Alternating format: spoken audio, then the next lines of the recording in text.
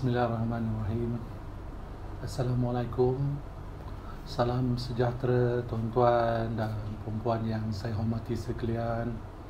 Apa khabar semua? Saya Masa Bayu. Hari ini akan menyambung semula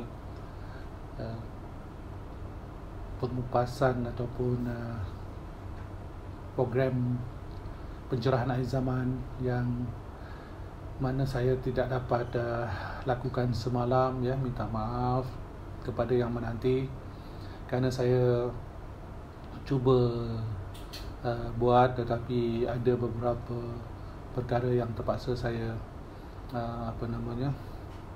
batalkanlah kerana ada beberapa perkara teknikal yang perlu dikemaskan. Jadi hari ini saya sambung semula topik yang kalau tidak silap saya yang kelima, ya, ini tentang Al-Quran dan akhir zaman.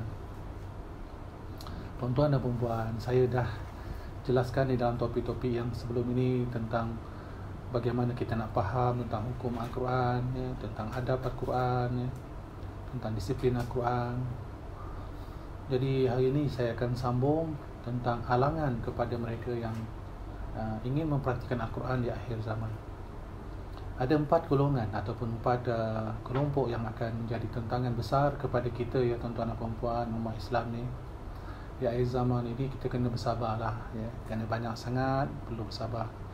Kerana dakwah-dakwah yang ada di sekeliling kita telah pun menjadi sebagai satu pakaian yang tak sedar dah. Kita tak mengetahui apa yang sedang berlaku sebenarnya.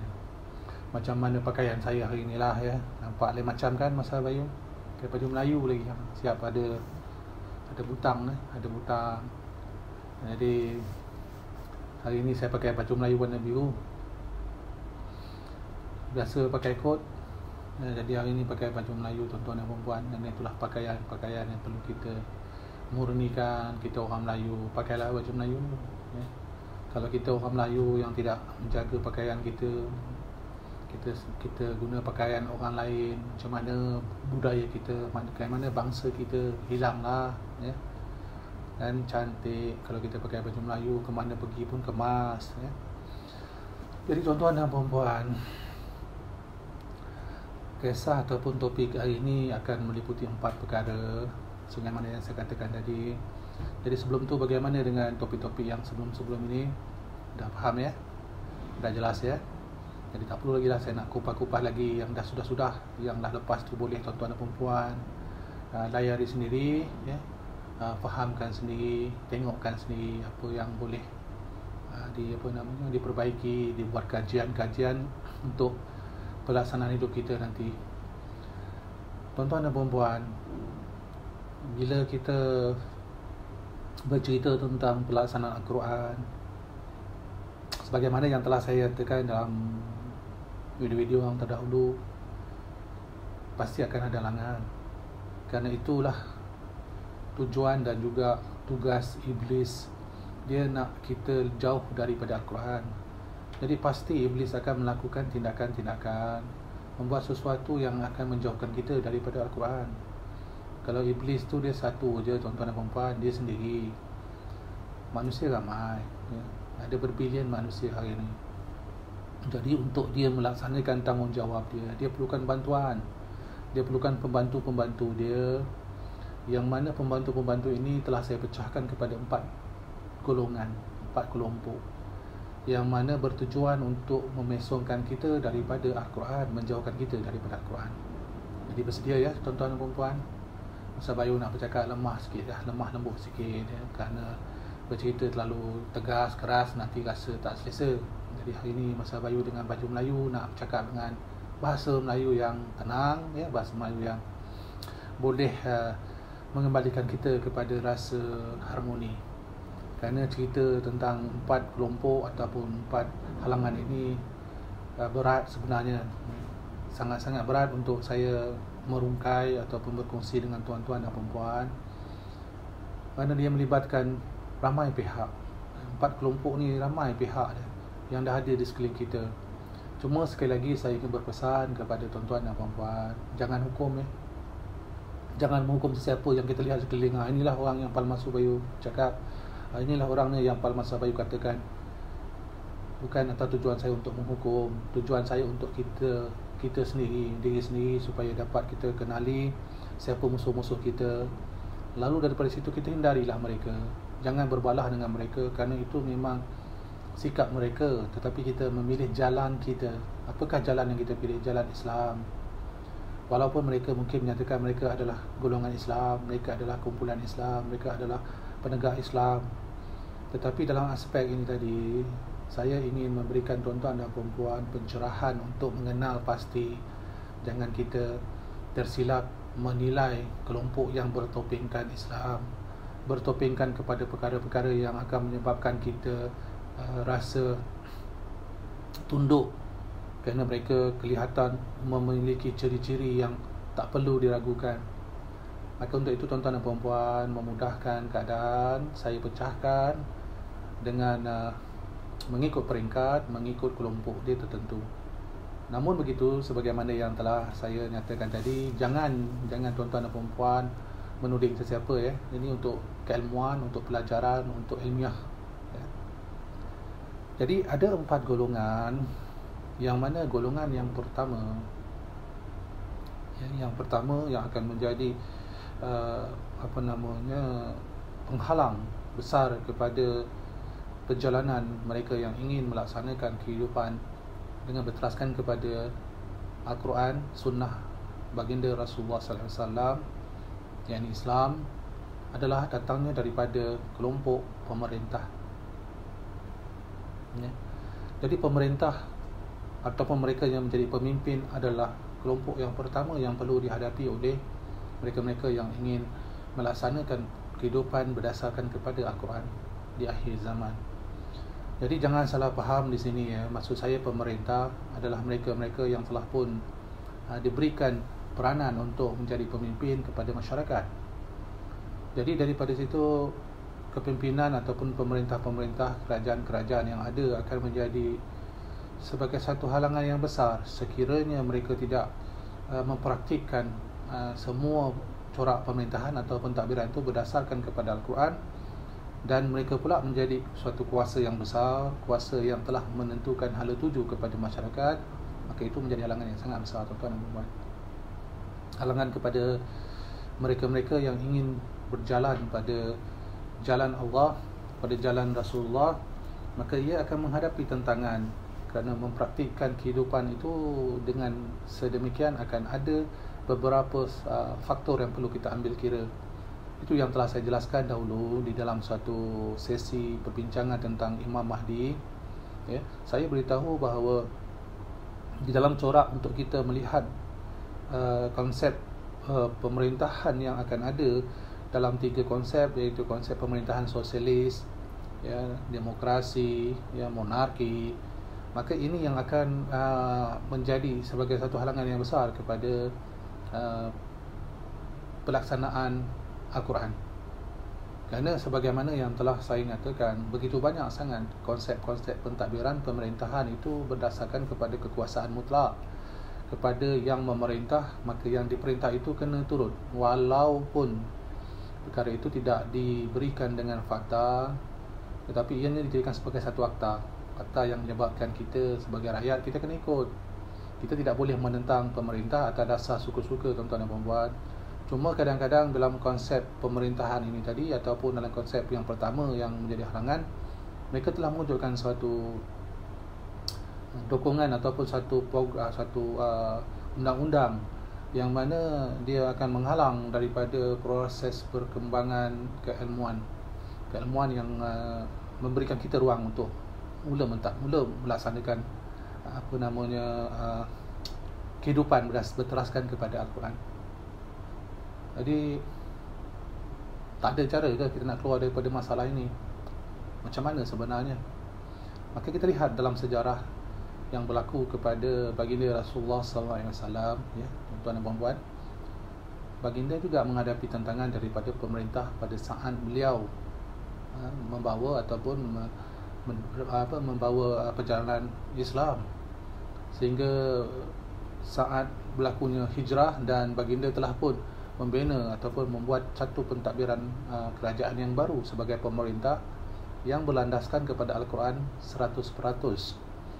Maka dalam aspek ini tadi, kita berada pada satu zaman, akhir zaman, yang mana telah ada undang-undang yang telah diwartakan kepada seluruh masyarakat dunia melalui kuasa-kuasa yang telah ditentukan oleh pihak-pihak yang memegang kuasa.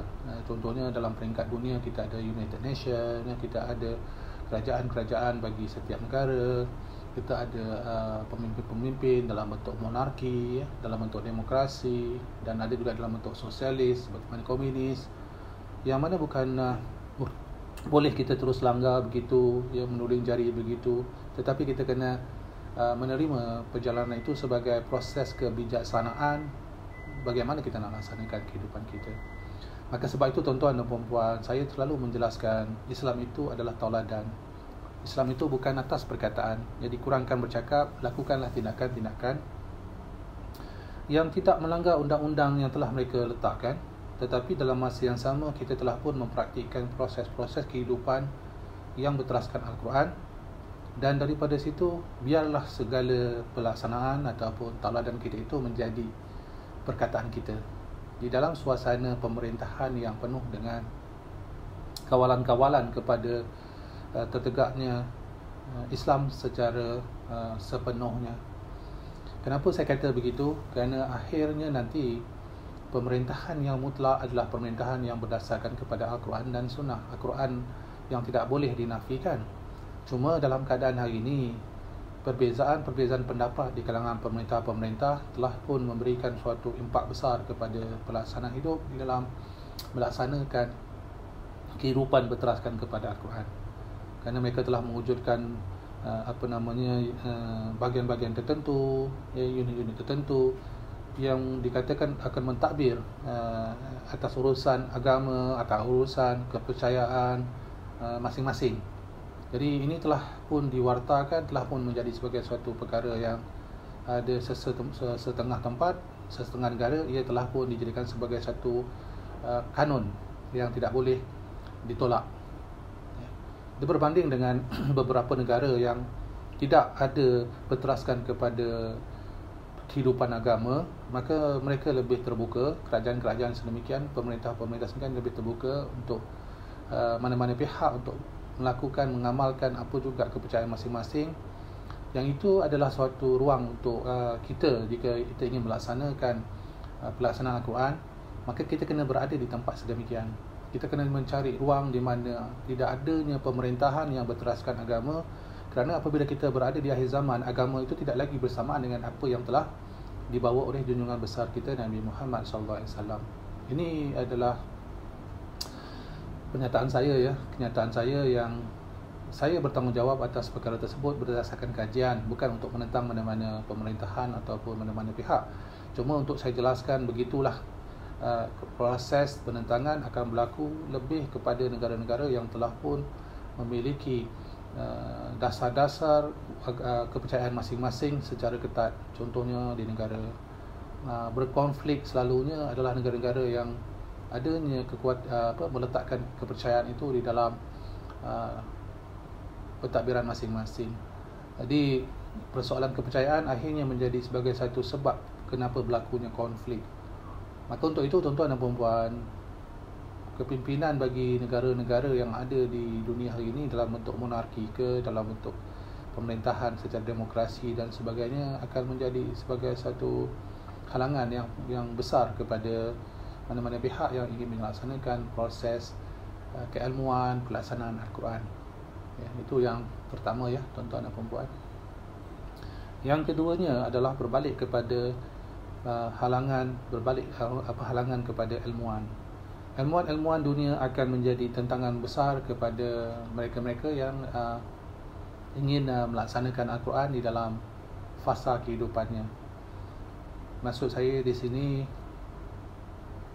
kita akan dapat lihat di mana juga di mana-mana tempat pusat-pusat ilmu, sama ada di universiti, di sekolah-sekolah yang ada di dunia pada hari ini, semua tidak ada suatu pengkhususan teras kepada Al-Quran. Tidak ada pun yang dikaitkan dengan Al-Quran. Jadi ilmuwan-ilmuwan yang ada pada hari ini, kebanyakannya itu, majoritinya adalah ilmuwan-ilmuwan yang berteraskan kepada falsafah, prinsip-prinsip, teori-teori yang tidak ada hubungan dengan Al-Quran. Jadi daripada situ, tuan-tuan dan puan, masalah akan timbul apabila kita mula nak mempraktikkan Al-Quran di dalam kehidupan, kerana akan dianggap sesuatu yang asing, sesuatu yang ketinggalan zaman, sesuatu yang kuno, dan bermacam-macam lagi. Tomahan akan datang. Malah mereka-mereka yang telah berstatus ilmuwan-ilmuwan akan merasa diri mereka terancam. Sebagaimana yang saya nyatakan dalam halangan yang pertama, pemerintah akan merasa terancam dengan adanya perkembangan Islam atau perkembangan Al-Quran secara sepenuhnya. Maka begitu juga akan berlaku kepada ilmuwan-ilmuwan yang akan mula merasa diri mereka terancam dari status yang dimiliki. Contohnya dalam bidang keilmuan di universiti lah contohnya. Di dunia hari ini begitu banyak universiti melahirkan berjuta-juta ilmuwan-ilmuwan yang dalam peringkat ijazah, dalam peringkat master, dalam peringkat PhD, yang mana mereka-mereka ini akan keluar daripada pusat-pusat ilmu dan akan berada di seluruh muka bumi untuk mendapatkan satu posisi sebagai seorang pekerja, sebagai seorang pentadbir, sebagai seorang pengusaha dan sebagainya. Daripada situ mereka akan mencari usaha yang boleh memberikan pendapatan atau rezeki. Itu adalah norma kebiasaan kepada mana-mana juga manusia hari ini, kena masuk universiti, kena belajar, kena pergi sekolah. Tetapi apa yang kita lihat hari ini, sebagaimana yang telah saya terangkan dalam video-video yang sebelum ni, banyak sekali kebincangan di dalam ekonomi, kebincangan sosial, dengan masalah-masalah penyakit hari ini. Dan sampai satu tahap ilmuwan dunia telah pun menyatakan mereka telah sampai kepada satu tahap yang paling atas ataupun paling tinggi dalam aspek keilmuan. Maksud saya di sini banyak lagi perkara-perkara yang menjadi misteri. Misteri dalam sains, misteri dalam sosial, misteri di dalam soal-soal penyakit, perubatan, macam-macam tuan-tuan dan puan. Maka itu berlaku, ia bermaksud saintis-saintis ataupun ilmuwan-ilmuwan yang ada di dunia pada hari ini masih belum menemui satu jawapan yang pasti untuk dilaksanakan dalam hidup, dengan adanya masalah-masalah yang masih berkembang terus dan malah semakin mendadak naiknya. Contoh yang paling mudah apa yang berlaku pada kita hari ini, tuan-tuan dan puan, dengan COVID-19. Masih lagi belum ada penyelesaian yang khusus daripada mana-mana pihak, daripada mana-mana kerajaan, mana-mana saintis. Malah dah mula balah berbalah, tuding-menuding. Satu pihak menuding satu pihak mengatakan pihak yang lain yang bersalah. Jadi akibat daripada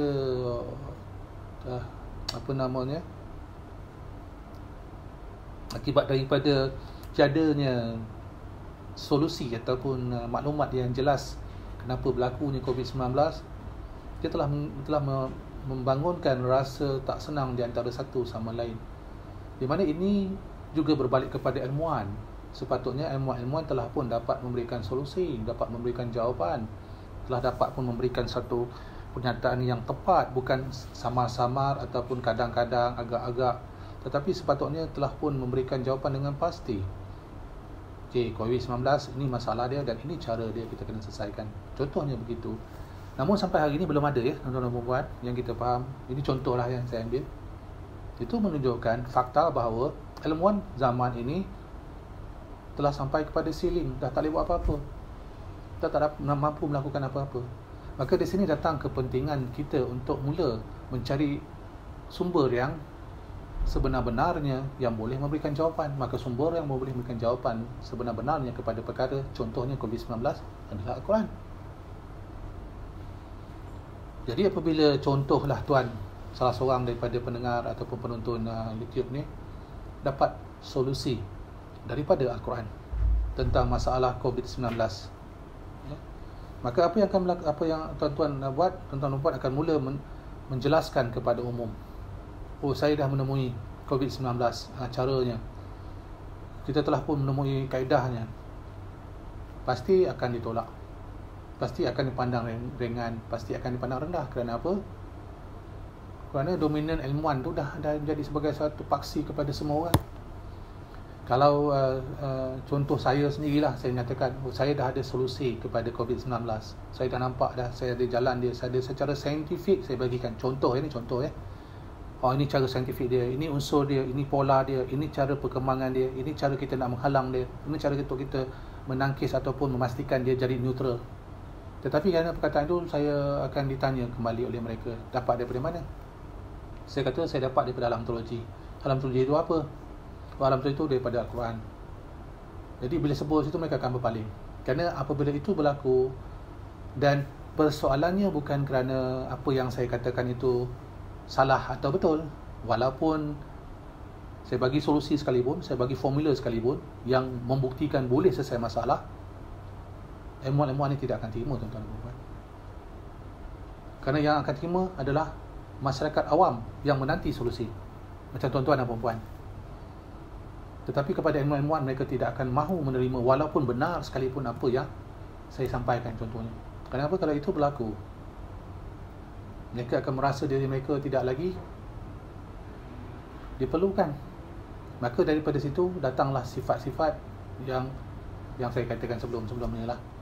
Pakaian-pakaian iblis, rasa sombong, rasa riak, dan dia akan mula memperkecilkan apa juga kajian-kajian yang kita lakukan, penemuan yang kita lakukan daripada Al-Quran. Maka ini yang akan menjadi tantangan yang sangat besar, tuan-tuan dan puan-puan.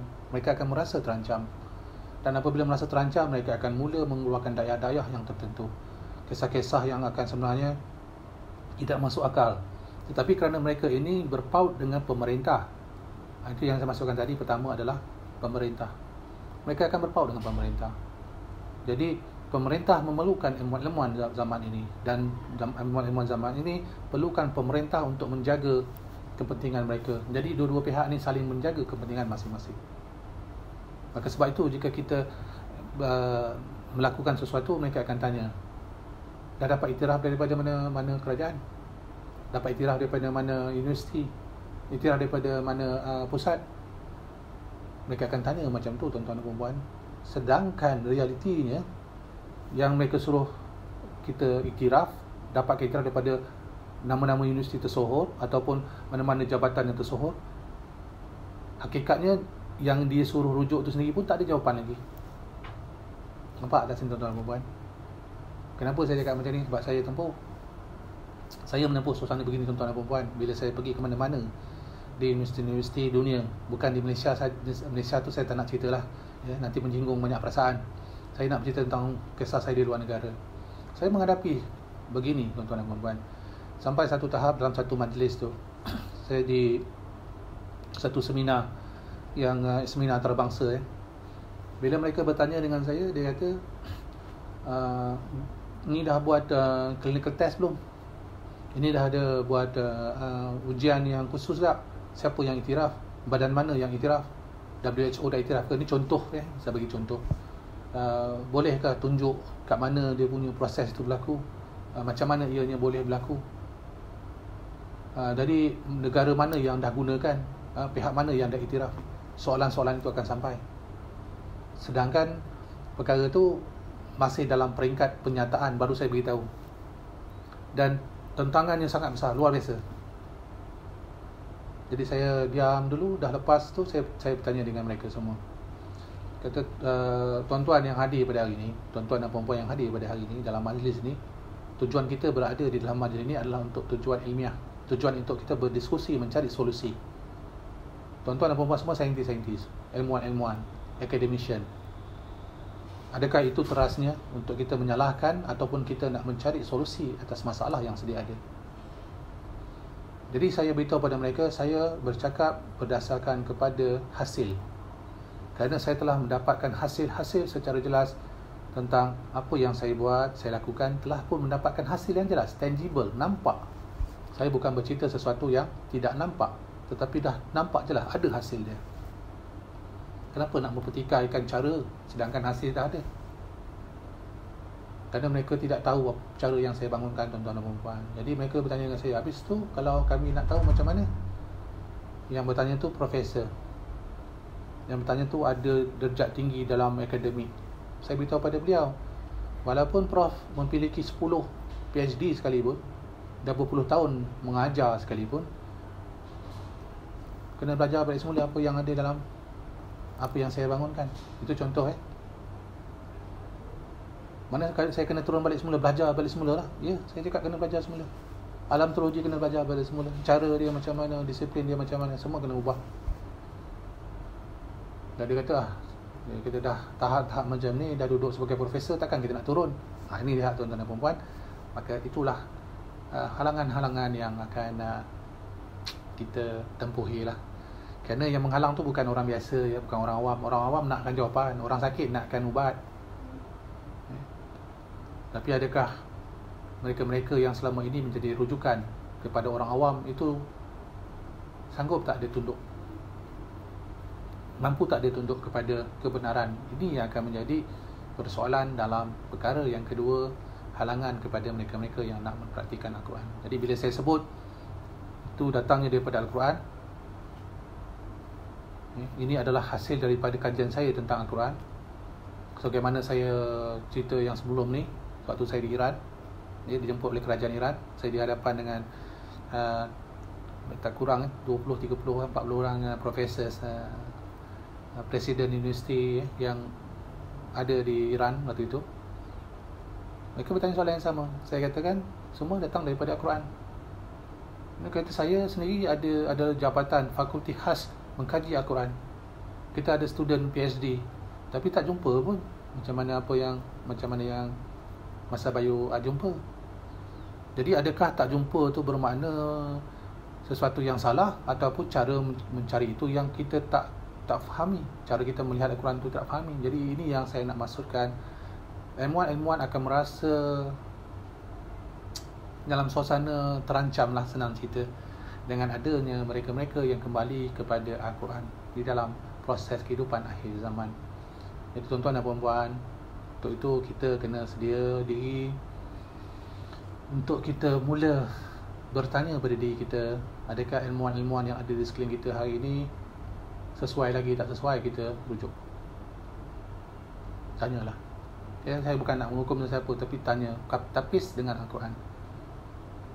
Apa yang tuan-tuan dan puan-puan pelajari di universiti, belajar di sekolah, berapa persen yang digunakan, dilaksanakan dalam hidup. Jadi ini persoalan-persoalan yang selalu saya kemaskinikan di dalam perbincangan saya dengan ramai ilmuwan-ilmuwan di dunia. Jadi menghimpunkan persoalan ataupun halangan nombor 2 adalah ilmuwan-ilmuwan di dunia pada hari ini. Maksudnya macam mana? Semua kategori ilmuwan, bukan satu jenis ilmuwan. Ilmuwan dalam bidang sains, ilmuwan dalam bidang teknologi, ilmuwan dalam bidang agama, ilmuwan dalam bidang sosial, apa juga, asalkan namanya ilmuwan, kita kena tapis daripada sekarang. Bukan tolak ya, tapis. Saya selalu perkataan tapis saya gunakan, sebab tolak nanti orang marah ya. Tapis, dah tapis tu dia tertolak lah secara tak langsung sebab dia tapis. Dan tapis itu mesti datang daripada Al-Quran. Jadi itu perkara yang kedua ya, tuan-tuan dan puan-puan. Allah, macam mana tuan-tuan dan puan-puan suasana kita hari ni? Ada semakin ujung ya Ramadan. Masa Bayu pun tak berhenti lagi bercakap ya. Hari ni dah berupa lain pula. Jadi nak tarik nafas ni sebenarnya ni ambil selingan sekejap. Okay, kita pergi kepada perkara yang ketiga. Halangan yang ketiga adalah dalam aspek mereka-mereka yang akan menjadi peneraju di dalam bidang pembangunan keperluan manusia secara langsung. Maksud saya secara langsung, teknologi lah. Yang berkait tentang teknologi, berkait tentang sains, berkait tentang pembangunan apa yang diperlukan dalam kehidupan manusia, mereka akan menjadi penghalang kepada mereka yang merujuk kepada Al-Quran. Bila kita rujuk dalam Al-Quran, tuan-tuan dan puan-puan, kita akan jumpa macam-macam teknologi. Teknologi alam ada di dalam Al-Quran. Apa juga yang tuan-tuan dan puan-puan ingin lakukan, ingin laksanakan dalam hidup, dalam Al-Quran tu dah ada dah. Nak kaji bintang ada, nak kaji perubatan ada, nak kaji ekonomi ada, nak bangunkan teknologi angkasa ada, nak bangunkan teknologi berkait tentang katalah dalam bidang ekonomi pun ada, macam-macam. Nak apa pun, kita nak hasilkan produk, nak hasilkan sistem, nak hasilkan peralatan, semua ada jawapannya di dalam Al-Quran. Itu yang saya buat, tuan-tuan dan puan-puan. Perjalanan saya dengan alam teologi, itu yang saya buat. Saya tak rujuk pada tempat lain, saya tak rujuk pada perkara-perkara yang lain. Saya hanya pegang Al-Quran. Sebab tu saya tidak memakai gelaran-gelaran ataupun memakai apa juga pencapaian akademik saya dalam bidang konvensional, ilmu konvensional. Saya dah tak pakai lagi dah. Saya hanya pakai ilmu alam teologi sepenuhnya 100%. Maka daripada situ saya telah pun melengkapkan satu proses yang membawa saya kepada satu realiti bahawa Al-Quran ada jawapan untuk menghasilkan teknologi, menghasilkan suatu pembangunan dalam bidang perubatan. Saya nak kaji tentang komputer, saya nak buat kod architecture komputer contohnya. Saya nak buat macam mana nak buat hitungan dari segi faktor tenaga, masa di dalam hardware contohnya. Saya gunakan Al-Quran, tuan-tuan dan puan-puan. Nombor tu semua ada. Dalam Al-Quran ada nombor binary sebenarnya. True false tu daripada Al-Quran. Kenapa?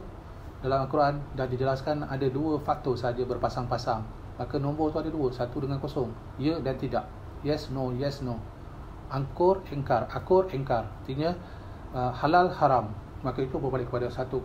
Sebenarnya banyak sebenarnya saya nak cerita dari segi aspek teknologi kalau kita nak faham.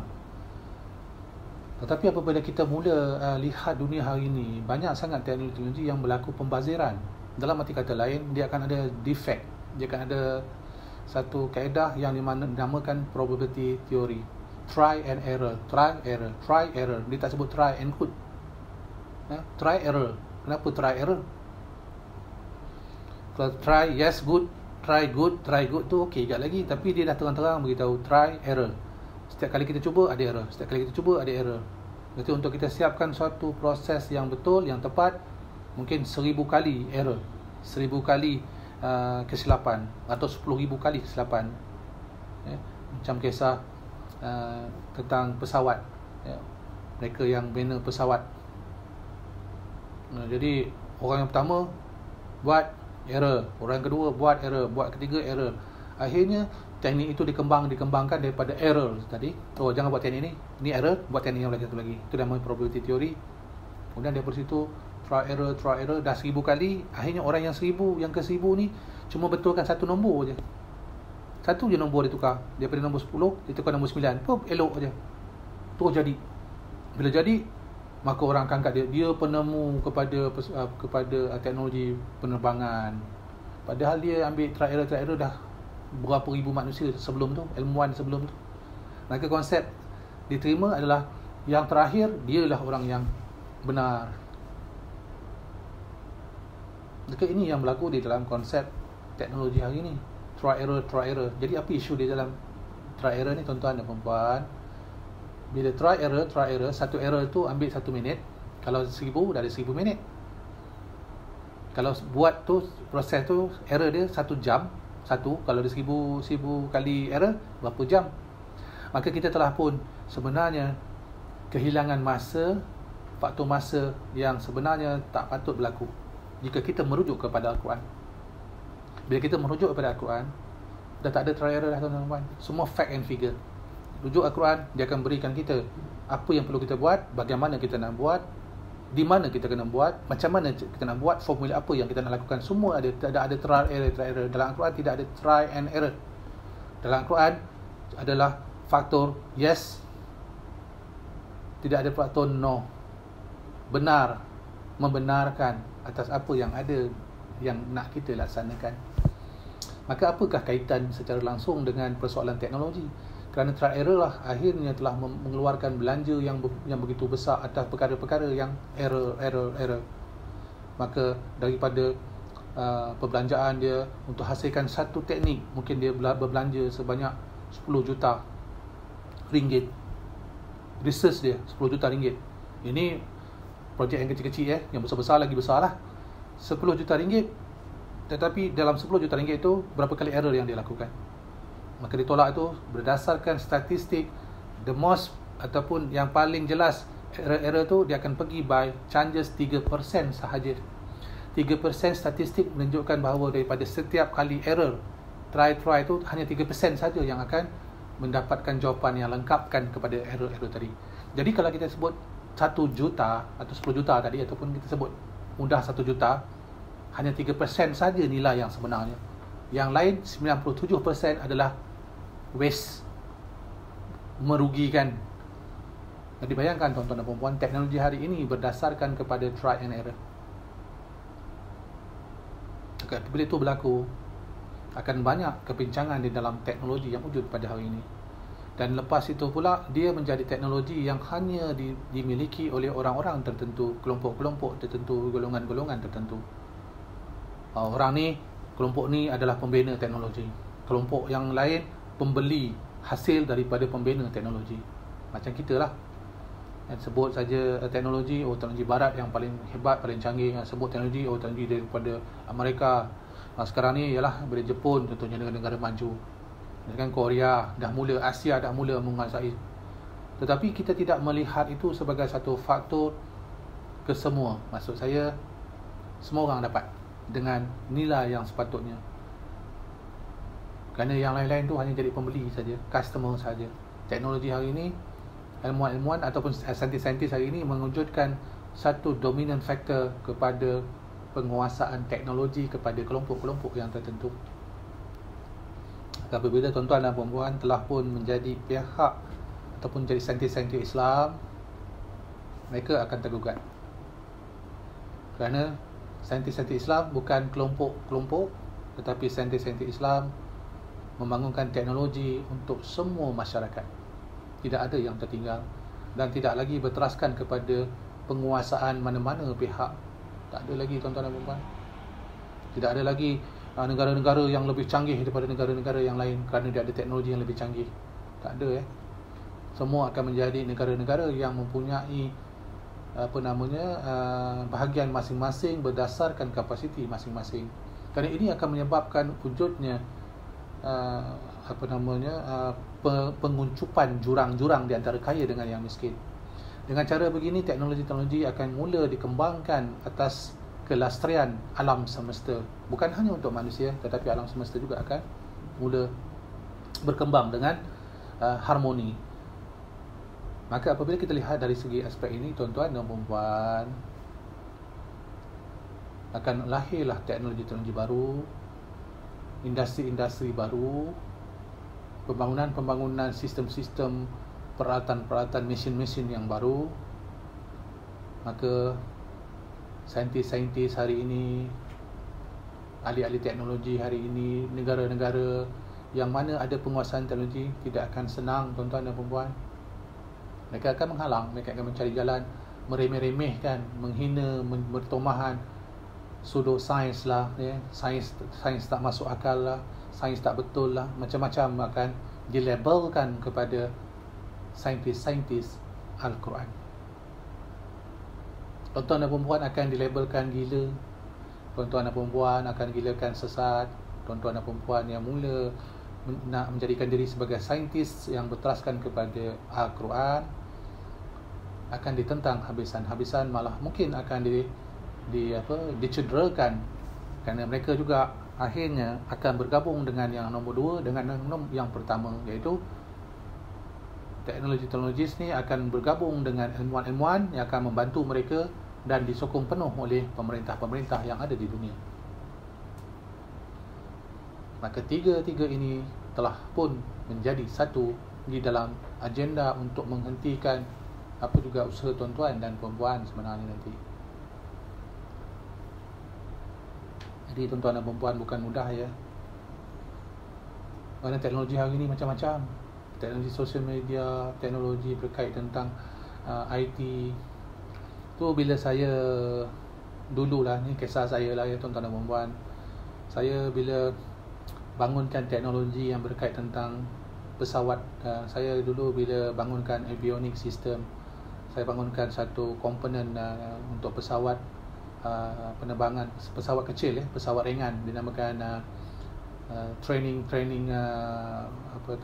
airplanes pesawat latihan untuk pilot-pilot tentera udara waktu itu. Saya terlibat di dalam pembangunan tersebut, kerana saya nak faham sama ada dengan keupayaan Al-Quran tu boleh tak saya bina satu teknologi. Alhamdulillah tuan-tuan dan puan, saya berjaya bangunkan. Yang itu ada pada projek SME Aviation, yang nama pesawat tu adalah SME Aero 3. Jadi kalau nak tengok dalam sejarah tu ada. Jadi komponen yang dalam SME Aero 3 tu dulu saya yang terlibat lah bangunkan. Dan saya terlibat dalam bidang komputer. Saya membangunkan operating system. Jadi bila saya bangunkan operating system tu, saya nak jelaskan bahawa kita mampu bangunkan juga, kita mampu lakukan suatu teknologi yang tidak bergantung kepada teknologi barat. Dan Alhamdulillah saya dah berjaya bangunkan. Cuma kejayaan itu telah menyebabkan saya menghadapi masalah dalam sejarah hidup saya. Saya, Allah, macam mana nak cakap perubahanlah hidup masa bayu daripada manusia yang sentiasa ceria dengan pembangunan teknologi, akhirnya saya menjadi manusia yang serba-serbi dalam keadaan yang terhimpit lah. Namun itu semua ilmu lah tuan-tuan dan puan-puan. Tidak ada masalah bagi saya, Alhamdulillah. Walau macam mana sukar, saya tetap meneruskan. Cuma saya nak jelaskan di sini, dengan adanya kefahaman saya dengan Al-Quran, pemahaman saya tentang isi Al-Quran, maka saya telah berjaya menghasilkan sistem komputer yang dapat digunakan untuk menggantikan sistem komputer yang sedia ada. Dah saya dah bangunkan. Tapi akibat daripada peristiwa pada tahun 1998-99 itu, maka saya terpaksa menghentikan sepenuhnya pembangunan tersebut kerana tidak ada lagi ruang untuk saya bangunkan atas faktor keselamatan macam-macam lah Itu saya tak nak ungkaikan sangat. Cuma saya nak jelaskan di sini macam berlaku pada saya bila saya bangunkan waktu itu. Ia dilihat sebagai satu ancaman oleh teknologi-teknologi ataupun pembangun-pembangun teknologi pada waktu itu. Itu tahun 1999 tuan-tuan, 98 lagi.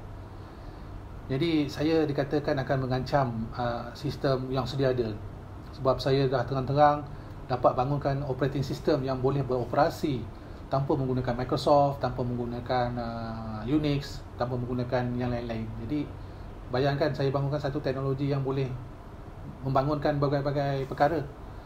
Jadi itu telah pun menyebabkan satu halangan besar kepada saya. Jadi perkara yang ketiga, halangan yang perlu kita tempuhi kerana saya mengambil kisah hidup saya adalah mereka-mereka yang bangunkan teknologi. Sebagaimana saya katakan, Al-Quran memiliki semua teknologi. Itu yang ketiga. Yang keempat adalah halangan daripada mereka-mereka yang menguasai ekonomi. Ini akan pasti berlaku tuan-tuan dan puan-puan bila kita nak kembalikan diri kita kepada Al-Quran, nak balik kepada melaksanakan hidup kita dengan berpandukan Al-Quran secara sepenuhnya, maka halangan daripada mereka yang menguasai ekonomi akan datang. Corak-corak kehidupan yang berteraskan ekonomi yang menghayalkan, ekonomi yang memberikan nilai-nilai kapitalis yang hanya mengejar keuntungan, tidak kira lagi lah apa cara sekalipun, tidak lagi diambil kira halal dan haram. Wujudlah konsep-konsep hari ini yang dikatakan riba, kan dalam Quran dah terang-terang Allah kata jauhkan diri kita daripada riba. Tetapi hari ini tuan-tuan dan puan-puan, ada tak kat dunia ni yang mana apa juga teras ekonomi yang jauh daripada riba? Ada tak rasa-rasanya? Maka kita katakan ada Tuan Pal, apa dia? Tu Bank Islam. Bila sebut saja Bank Islam tu tuan-tuan dan puan-puan, saya tak maulah nak mencelah sangat, nanti kena tembak lagi, kena hamput lagi dengan pihak-pihak yang tak senang. Tapi saya hanya nak berikan satu pandangan saja di sini tuan-tuan dan puan-puan. Cuba faham maksud bank, dan cuba faham sejarah bank, dan cuba faham siapa yang pegang deklarasi bank, dan cuba dapatkan maklumat siapakah yang mengeluarkan lesen dan mengeluarkan kebenaran untuk bank-bank beroperasi di mana-mana tempat di dunia hari ini. Jika itu dah dapat diketahui oleh tuan-tuan dan puan-puan, maka dapatlah jawapan adakah bank yang dimasukkan adalah perkara yang ada dalam ekonomi Islam. Jadi saya tak mau merungkai banyak sangat, nanti ramai yang terseksa. ya, ramai yang tak senang. Jadi macam-macam nanti saya akan kena, saya tak mahu lagi lah. Saya bukan tak mahu tu, saya tak takut, tapi buang masa kita melayan sikap-sikap yang memang akan kita tahu akan menentang. Cuma saya nak jelaskan kepada tuan-tuan dan puan-puan bahawa mereka yang menguasai ekonomi pada hari ini adalah pihak-pihak yang tidak akan membenarkan kita kembali kepada Al-Quran. Kenapa ya? Kerana apabila kita kembali kepada Al-Quran, tuan-tuan dan puan-puan, ekonomi mereka tidak ada lagi makna di hidup, dalam hidup kita, di dalam perjalanan di atas muka bumi, di akhir zaman. Tak ada perlu lagi dah ekonomi mereka. Tidak ada lagi bank, tidak ada lagi mata wang yang akan ditambat dengan perbezaan-perbezaan. Tidak ada lagi meletakkan negara maju, negara miskin dengan mata wang yang tertentu, dengan adanya sistem-sistem yang tertentu. Kerana ekonomi Islam akan kembali dengan keberkatan. Itu ada dalam Al-Quran, tuan-tuan dan puan-puan. Jadi saya cerita ini semua, bila kita sebut saja Islam, maka kita kembalikan diri kita kepada pelaksanaan yang berteraskan kepada Al-Quran. Saya tengok di dalam YouTube saya tu banyak yang dah spam ni. Apa nama DP, apa ke namanya tu, ekonomi Islam ke apa namanya. Jadi apa yang niat mereka untuk mengembalikan ekonomi Islam tu, kita janganlah kita pertikaikan. Dia nak buat, dia nak jalankan ekonomi Islam, kita sokong, tak ada masalah. Bagi saya tidak ada masalah. Tetapi jangan kita hanya menyatakan sesuatu tetapi tidak meliputi keseluruhan dari segi proses ekonomi Islam itu apa. Maka untuk itu tuan-tuan dan puan-puan, tanya dulu dalam diri kita, tanya dulu secara realiti, apakah sebenarnya ekonomi Islam? Apakah sebenarnya yang dinamakan perdagangan Islam? Kerana ini yang akan menjadi teras kepada kita, tuan-tuan dan puan-puan. Ini akan menjadi persoalan kepada kita. Sebab kita akan menjadi manusia yang akan ditentang oleh mereka yang menguasai ekonomi hari ini. Tapi kita nak lawan dia, kita nak tentang mereka, kita kena tahulah apa alternatif yang kita nak tawarkan. Kita tawarkan ekonomi Islam, Tuan Pal. Iyalah ekonomi Islam, tapi apa dia?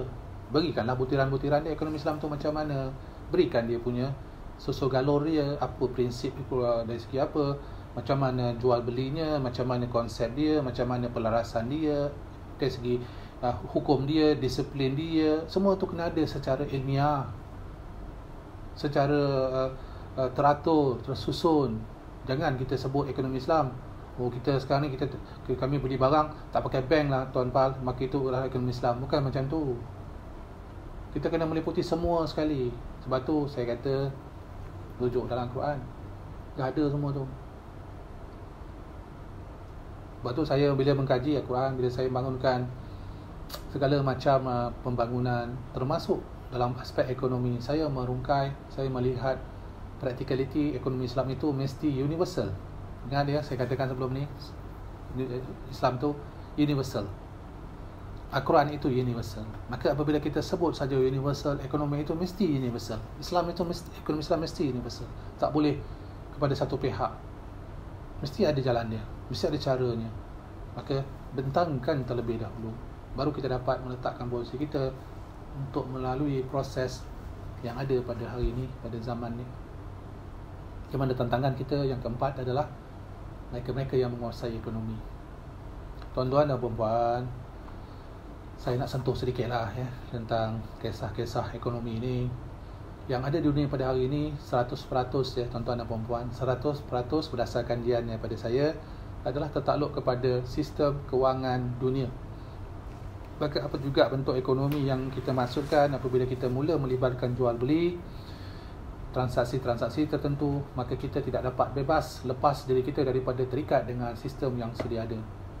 Maka di situ datanglah Federal Reserve, World Bank yang akan menguasai semua akta-akta perbankan, akta-akta yang akan menentukan hala tuju kepada ekonomi dunia.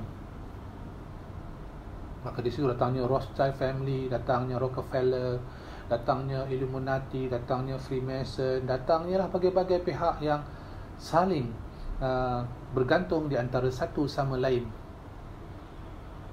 untuk memastikan pegangan agenda kekuasaan mereka tidak terlepas. Maka daripada situlah tuan-tuan dan puan-puan, mana-mana negara, mana-mana pihak mana-mana kelompok akan memerlukan ekonomi, maka ekonomi akan mengunci negara. Maka di situlah menguncinya pemerintah-pemerintah dengan ekonomi, akan mengunci ilmuwan-ilmuwan dengan ekonomi, akan mengunci teknologi-teknologi, saintis-saintis yang membangun teknologi dengan ekonomi. Maka sebab itu tuan-tuan dan puan-puan, yang menguasai dunia hari ini adalah mereka yang menguasai ekonomi. Dunia adalah atas telunjuk the puppet master. The puppet master ni, dia puppet master ya, dia jari ada 5, dia goyang, satu puppet goyang, jari yang kedua, puppet yang kedua goyang. Maka manusia di dunia hari ini adalah puppet-puppet, patung-patung yang digerakkan oleh puppet master. Bukan dia bergerak sendiri, tapi bergerak kerana adanya pergerakan daripada puppet master. Tuan-tuan dan puan-puan tak boleh buat apa-apa. Tuan-tuan dan puan-puan tak boleh melakukan apa-apa, kerana kita berada dalam dunia akhir zaman yang mana semua dah diikat dengan tali. Daripada tali tu hidung ya, terus sambung kepada master dia. Maka master dia itulah Iblis laknatullah. Di bawah master Iblis laknatullah tu adalah kelompok-kelompok yang dikatakan dalam kisah-kisah konspirasi-konspirasi tu. Dah saya terangkan, bukan konspirasi, memang betul. Maka mereka-mereka inilah yang akan menjadi pembantu kepada Dajjal laknatullah. Mereka-mereka inilah yang akan melakukan segala macam perkara yang akan memastikan agenda-agenda iblis itu terpakai dalam setiap perkara. Jadi daripada situ tuan-tuan dan puan-puan, 4 perkara dah digabungkan. Pemerintah, ilmuwan, saintis-saintis, dan mereka yang menguasai ekonomi. Maka 4 ni telah pun bergabung. Daripada 4 perkara ni tadi, ekonomi ni tadi menjadi teras. Sebab tu kita pergi mana-mana, persoalan dia mereka akan terus balik kepada ekonomi terlebih dahulu. Tuan-tuan dan puan-puan, berapa banyak negara di dunia hari ini yang mula risau kerana COVID-19. Presiden mereka bergaduh dengan pihak-pihak dengan rakyat dia sendiri. Sebab apa? Sebab masalah ekonomi juga. Rakyat nak dapatkan makanan, mereka kata nak kerja. Ada sebagian kata pentingkan kesihatan. Tapi bagi pemerintah, kalau tak ada ekonomi, dia akan untung. Maka apa juga situasinya hari ini adalah berbalik kepada proses ekonomi yang dimaksudkan akan menguasai, dan dia akan menjadi asas kepada dunia. Maka di situ akan adanya penentangan, kerana mereka tahu bila tuan-tuan dan puan-puan mula melaksanakan ekonomi Islam yang diperolehi daripada Al-Quran, tuan-tuan dan puan-puan akan menguasai dunia. Umat Islam akan menguasai dunia kerana kita memiliki ekonomi yang universal, yang akan menyebabkan dunia akan tunduk kepada realiti. Yang ini mereka takut, yang ini tidak mahu dilihat oleh iblis, tidak mahu dilihat oleh Dajjal laknatullah dan tentera-tenteranya. Mereka akan berusaha sedaya upaya, mereka akan buat macam-macam tindakan untuk memastikan janganlah ekonomi Islam itu dapat dikembangkan. Mana-mana pihak yang dilihat mula saja mencorakkan sesuatu perkara yang dilihat akan mula membangunkan ekonomi Islam, maka mereka ni akan diserang habis-habisan, akan mula dilabelkan dengan bermacam-macam label. Sesat, bawa ajaran sesat, bawa kemunduran, kuno dan sebagainya. Macam-macam fitnah akan mula disampaikan, akan mula dilemparkan kepada golongan-golongan yang mula nak kembalikan ekonomi Islam. Jadi itulah penentangan yang keempat, tuan-tuan dan puan-puan. Macam mana? Dah sanggup ke? Kalau tak sanggup pun kena lalu. Nak tak nak kena buat, tuan-tuan dan puan-puan. Akhir zaman tidak ada masa boleh kita tahan. Jadi dunia yang akan penuh dengan begitu banyak halangan. Tetapi saya dah jelaskan ada 4 halangan khusus. Mudahlah kita nak tahu kan hari ini. Halangan dari segi pemerintahan, halangan dari segi ilmuwan, halangan dari segi aspek teknologi, ya, saintis-saintis, dan halangan dari segi ekonomi. Ini yang akan datang kepada kita, yang akan menjadi suatu proses pertimbangan sama ada kita nak berpegang kepada Al-Quran atau tidak mahu berpegang kepada Al-Quran. Sebab apabila sampai pada status ini, tuan-tuan dan puan-puan, dia kena 100%. Dia tak boleh ambil sikit-sikit. Oh tuan-puan, saya nak ambil sikit je lah, sebagian Al-Quran, sebagian tidak. sebagian 30% Al-Quran, 70% ambil konvensional. Tak boleh macam tu. Sampai akhir zaman 100% Al-Quran. Tak boleh tidak, tuan-tuan dan puan-puan. Setuju tak setuju, suka tak suka, itulah realiti dia. Dan itulah suasana yang perlu kita tempuhi, yang perlu kita pegang. Tuan-tuan dan puan-puan, dah faham tak apa yang saya nak cakap ni? Apa yang telah saya rumuskan kepada tuan-tuan dan puan-puan. Bukan saya mengajak untuk tuan-tuan dan puan-puan menyekutukan Allah. Saya tak suruh pun sekutukan Allah. Saya tak suruh pun nak buat huru-hara di atas muka bumi. Saya tak suruh pun. Saya suruh tapis dengan Al-Quran. Itu aja saya suruh. Kembalikan diri kita kepada jalan Islam. Bukan masuk jalan Islam tu kita mula nak pergi cari jalan macam mana kisah manusia hari ini yang mula menyudutkan kelompok-kelompok Islam. Bila sebut saja kelompok, itu bukan Islam, tuan-tuan dan puan-puan. Islam itu universal, ya. Jadi saya tidak mahu tuan-tuan dan puan-puan tersalah tafsir apa yang saya sampaikan di sini. Saya nak tuan-tuan dan puan-puan faham perjalanan kita di akhir zaman adalah suatu kepastian yang tidak boleh kita nafikan. Cuma yang menjadi persoalannya, jalan yang mana satu yang akan kita pilih. Jalan apakah yang akan kita lalui? Itu semua berdasarkan kepada panduan yang ada pada diri kita. Jika kita berpandukan kepada Al-Quran, maka kita akan mendapat jalan yang Allah ridai, jalan yang dituntun oleh baginda Rasulullah sallallahu alaihi wasallam kepada kita. Tetapi kalau kita tidak memilih atau meletakkan panduan Al-Quran di dalam hidup kita, maka pilihlah jalan itu yang telah dipentang luas oleh iblis laknatullah. Tuan-tuan dan puan-puan, macam mana hari ini? Ringan sikit kan? Ringan kan pendedahan saya? Tapi dah jelaskan ada 4 kelompok. Maka untuk itu saya nak merumuskan kepada tuan-tuan dan puan-puan. Kita nak bercakap tentang Islam itu mudah. Kita bercakap untuk kita membangunkan cara hidup Islam itu mudah. Sekiranya kita hanya bercakap. Tetapi persoalannya, bagaimana nak laksanakan? Bagaimana laksanakan apa yang kita cakap? Maka itulah Masa Bayu dah berikan panduan-panduan kepada tuan-tuan dan puan-puan. Masa Bayu dah tolong buat kajian, dah tolong perhatikan, tolong tengok, halusi. Bukan hanya memperhalusi atas pemikiran, tetapi memperhalusi dengan pelaksanaan. Saya dah buat macam-macam usaha, tuan-tuan dan puan-puan. Macam-macam teknologi yang dah saya bangunkan, macam-macam suasana saya tempuh, macam-macam tempat yang saya telah pergi untuk saya memberikan suatu perletakan supaya jelas bahawa Al-Quran itu memang tidak ada kesilapan atau kekurangan dalam apa juga pelaksanaan hidup. Jelas saya dah buat, tuan-tuan dan puan-puan.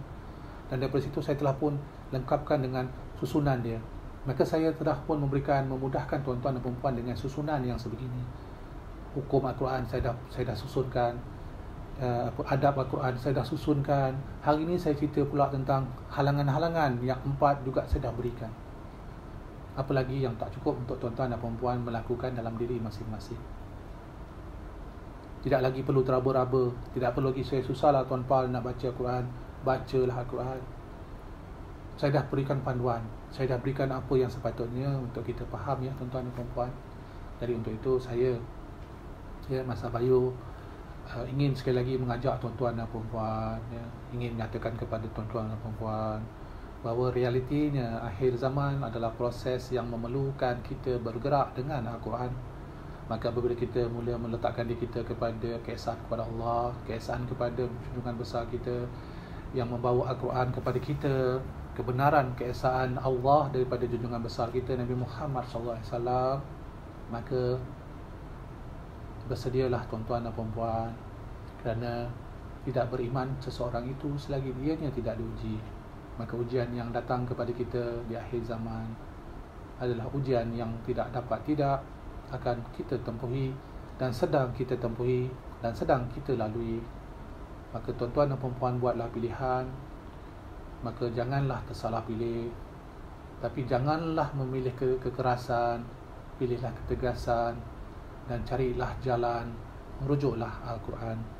Untuk itu saya Masa Bayu ingin mengucapkan berbanyak-banyak terima kasih kepada semua yang masih lagi tekun ya mengikuti pencerahan saya ini.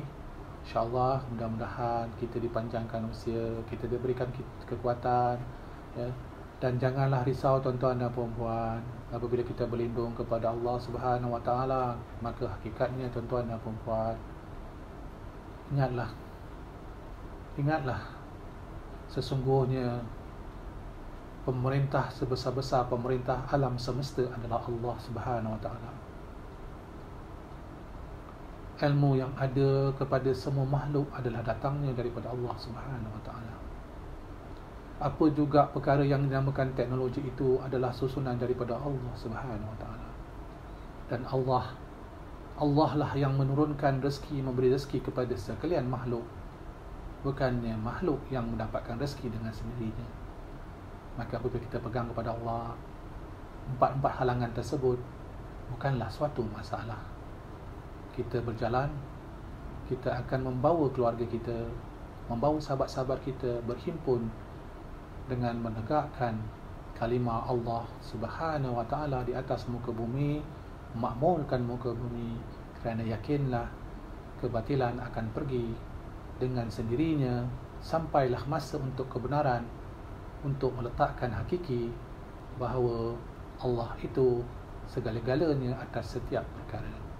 Assalamualaikum warahmatullahi taala wabarakatuh.